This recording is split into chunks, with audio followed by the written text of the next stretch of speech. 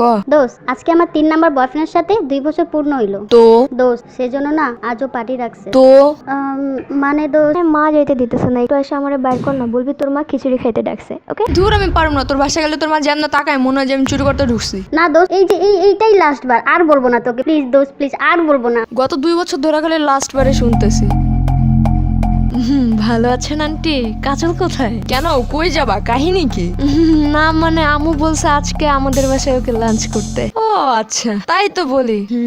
জানো তোমাদের বাসার ওই মেয়েটাকে দেখলাম রিক্সা এক ছেলের সাথে। ও আচ্ছা, ফালতু মেয়ে একটা, এগুলোর সাথে মিশবা না, ঠিক আছে?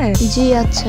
আমার মেয়েটা আবার ভালোই। কখনো দেখছো ওকে কোনো ছেলের সাথে কথা বলতে? আমার মেয়ে সব প্রেম প্রীতির মধ্যে নাই। হোয়াট দ্য ফাউ কথা। হ্যাঁ, ওই যে ওর হয়ে গেছে আন্টি। আচ্ছা যাই, হ্যাঁ আবার দেখা হবে, ঠিক আছে।